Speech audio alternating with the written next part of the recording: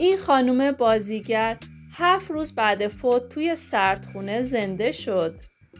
تا انتهای این ویدیو با من همراه باشین تا داستان زندگی عجیب و باور نکردنی این خانم بازیگر رو واسهتون تعریف کنم. اما قبلش اگه عضو کانال ما نیستین، کانال رو سابسکرایب کنین، زنگوله بغلش هم فعال کنین تا از آخرین و جدیدترین اخبار و حواشی هنرمندان و سینما با خبر باشین. بهمن ماه سرد سال 1334 توی تهران متولد شد.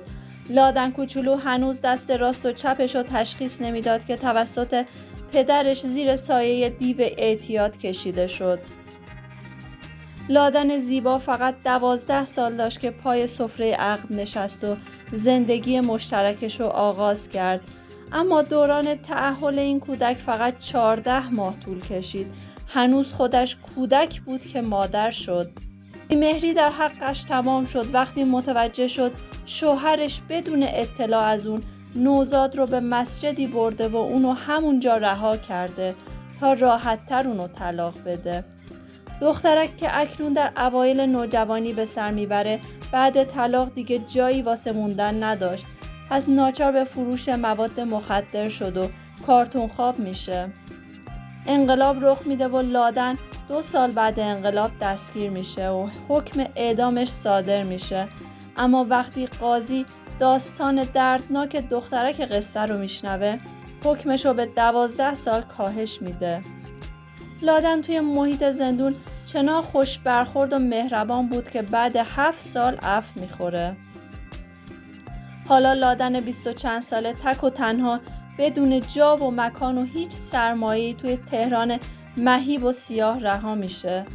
لادن علیرغم میل باطنیش مجدد به کارتون خوابی و خرده فروشی برمیگرده. چندین سال اینطور سپری میکنه تا اینکه یک شب برفی یه خودرو که رانندش حال طبیعی نداشت با لادن برخورد میکنه. سرنشینان خودرو اونو توی جوی آبی رها میکنن. برف روی پیکر بیجانش تلمبار میشه. لادن بعد 3 روز توسط پلیس کشف و به سردخونه منتقل میشه. 4 روز در حال انتقال برای دفن به صورت عجیبی پروندهش گم میشه. خواست خدا بود که این پرونده گم بشه تا توی فاصله گم شدن پرونده و معطل موندن جسد توی محوطه گرم اورژانس به یکباره در حالی که کفن پیچ شده بود به طور عجیبی بلند شد. بعد زنده شدن با هجوم مردم کفنش به عنوان تبرک پاره شد و روزنامه ها تیتر زدن زنی بعد از سفر 7 روزه به آن دنیا به این دنیا بازگشت. خدا خواست به لادن زندگی دوباره ببخشه و اون نور خدا رو تو خودش حس میکنه.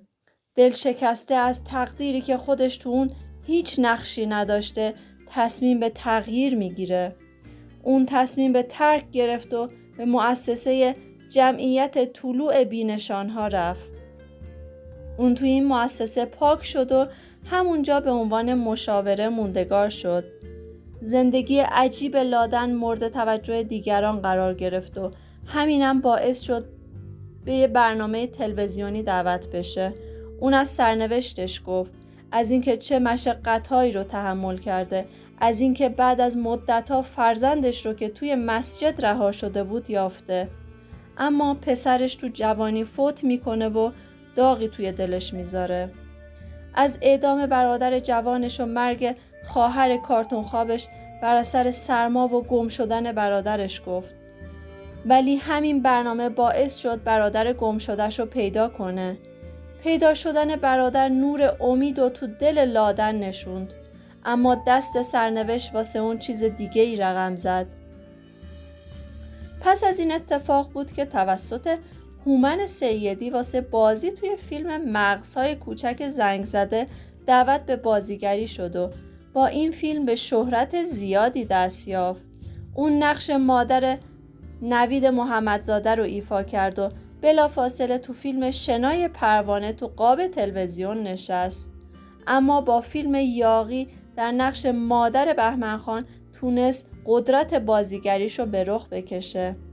لادن ژافون که مدت‌ها ساکن بهزیستی بود، با پولی که از اولین تجربه بازیگریش به دست آورده بود، تونست خونه‌ای رو واسه زندگی اجاره کنه. بعد از 56 سال بی سرپناهی، اون اکنون مستقل شده.